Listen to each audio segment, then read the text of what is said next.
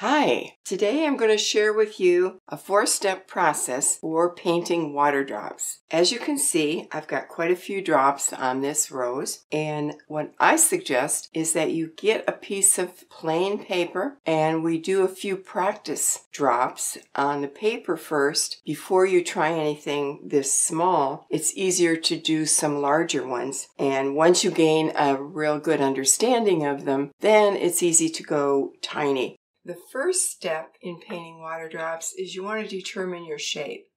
So I'm going to do a round drop first, and I'm going to start out by making a circle, and I'm painting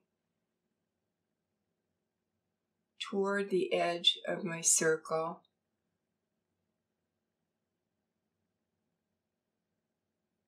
And then I'm going to lose the internal line.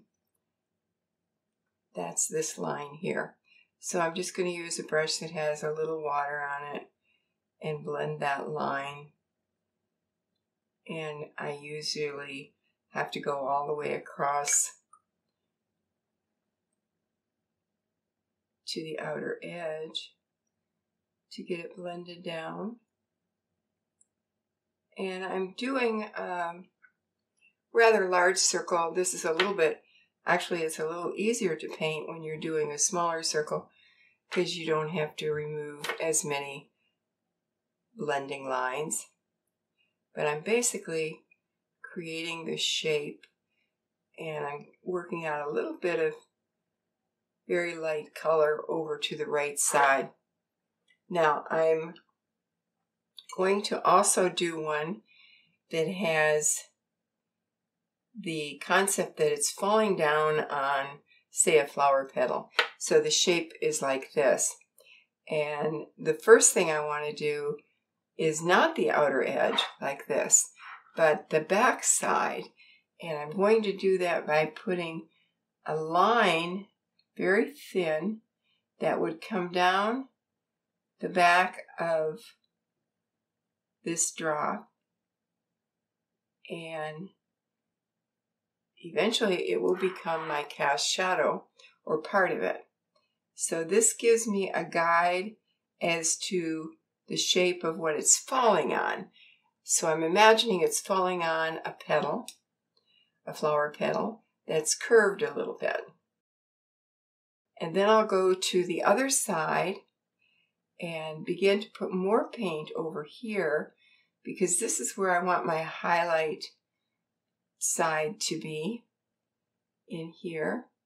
And I just put it on in kind of an oval shape, and then I want to blend out with my thirsty damp brush that internal line.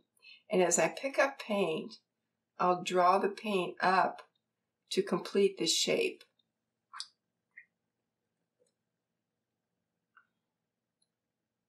And keeping that right side lighter,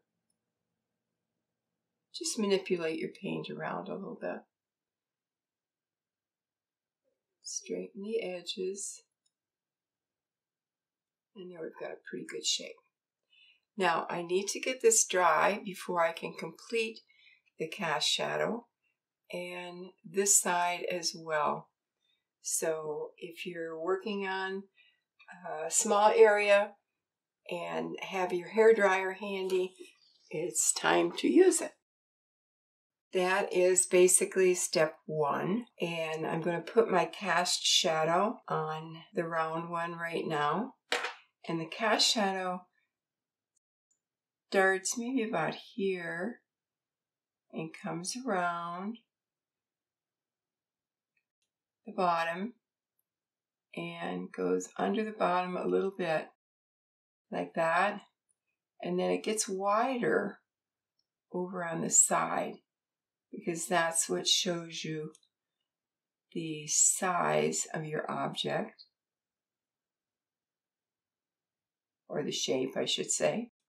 Okay, now on the other one I've got a couple little points here, so I'll clean those up while I'm putting the cast shadow on here. And the bulbous area is where it gets to be the widest. So that's down here. And maybe a little bit up there.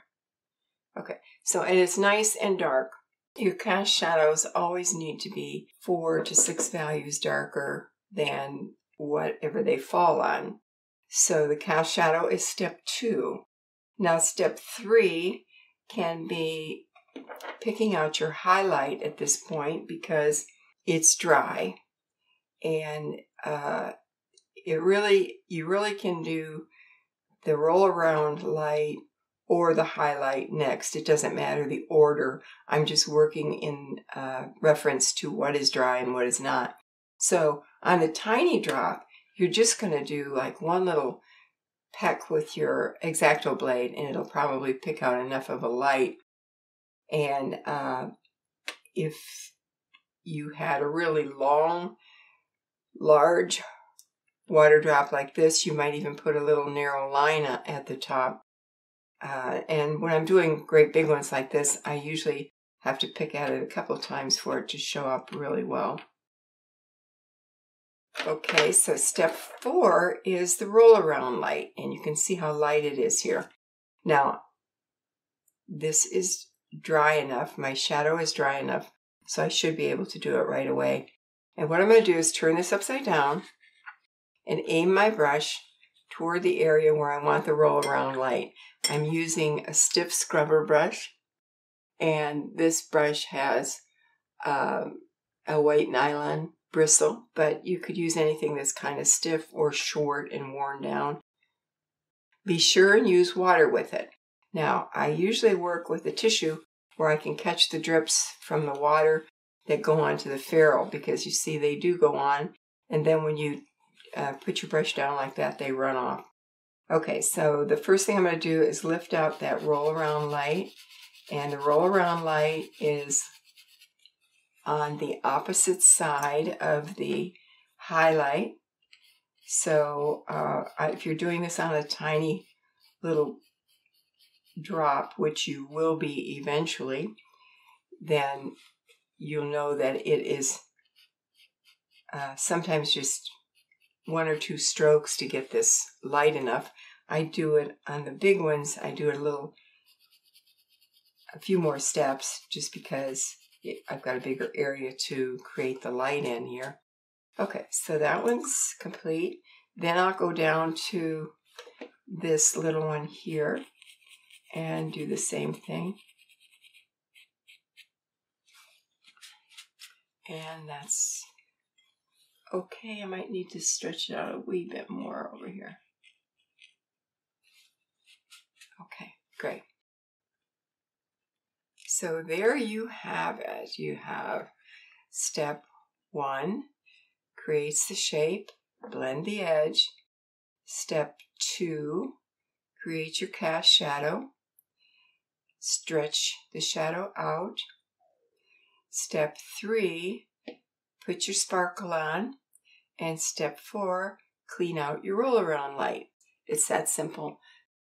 So practice a few in larger sizes, and then find a painting and try a few water drops on it. It's always fun, because even if you just put 1 drop on a flower or something, that's what people talk about.